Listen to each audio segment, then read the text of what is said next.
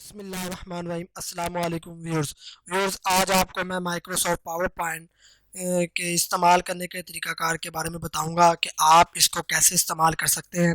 और ये हमारी जो वीडियो होगी, ये बेसिक वीडियो होगी, हमारी फर्स्ट वीडियो। और ये देखिए, मैंने 2019 माइक्रोसॉफ्ट पावर पॉइंट को ओपन किया हुआ है। आपको इसका इंटरफेस दिखाई दे रहा है स्क्रीन पे। Microsoft PowerPoint you have two option देता है हमें कि हम अपनी जो फर्स्ट जिस पे हम काम करना चाहते हैं स्लाइड को सिलेक्ट कर सकते हैं या ऐड कर सकते हैं। हम जो है होम से भी फाइल को जो है ऐड कर सकते हैं स्लाइड को, और हम न्यू से भी जो है अपनी फाइल स्लाइड को जो है वो ऐड कर सकते हैं ब्लैंक प्रेजेंटेशंस को। और यहाँ से जो है हम किसी भी अगर कोई थीम चाहते हैं तो यहाँ से हम थीम्स भी लगा सकते हैं। इसके बाद होम पे जब हम क्लिक करते हैं तो हमें कुछ फाइल जो हमने पहले ऑलरेडी जो ओपन की हुई थी है वो हमें बता देता है कि आपने रिसेंट जो फाइल ओपन की हुई है, तो हमें ये दिखाई देती है जहाँ पे रिसेंट के ऑप्शन में।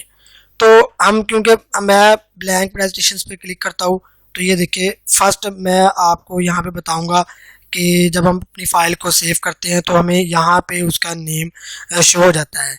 जैसे यहाँ पे प्रेजेंटेशन 1 के नेम से मैंने जो है वो यहाँ से स्लाइड को सेव किया हुआ है। रिबन से हम जो है यहाँ से हम चाहते हैं कि हमें टैब्स दिखाई दें, तो हम जो है टैब्स पे क्लिक कर लेते हैं और हम कमांड्स हमें नहीं यानी कि शो होती है।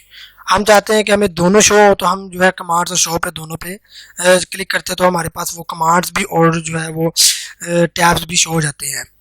ये माइक्रोसॉफ्ट का जो हमारा अकाउंट होता है, जो आपने लॉगिन किया होता है, तो आपके पास आप यहाँ पे साइन इन कर लेते हैं, वो आपको यहाँ पे दिखाई देता है। और यहाँ से एरो के निशान से आप अपनी न्यू फाइल को ऐड करना चाहते हैं, या किसी फाइल को ओपन करना चाहते हैं, सेव करना चाहते हैं, या अनडू करना चाहते हैं, या प्रिंट लेना चाहते हैं, यहाँ से भी आप ले सकते हैं। यहाँ से ये ऑप्शन जो है, ये स्टार्ट जो स्लाइड शो का, यहाँ से आप जब स्लाइड बना रहे हो तो क्या आप साथ साथ देखना चाहते हैं कि आपकी स्लाइड कैसी है, तो आप उसके व्यू को ऐसे स्लाइड शो में से देख सकते हैं। यहाँ से आप अपनी भी फाइल को जो है वो रिपीट कर सकते हैं बार बार। और इसके बाद यहाँ से जो है अपनी किसी भी फाइल को स्लाइड को जो है वो अनडू कर सकते हैं।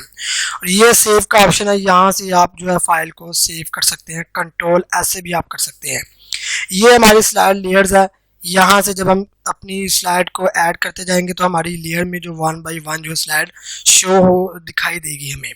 और जैसे यहाँ पे स्लाइड 1 ऑफ 1, तो क्या हमारे पास अभी हमने एक स्लाइड जो उसको जो है वो सिलेक्ट किया हुआ है, और हमारी लेयर में ये एक स्लाइड दिखाई दे रही है हमें।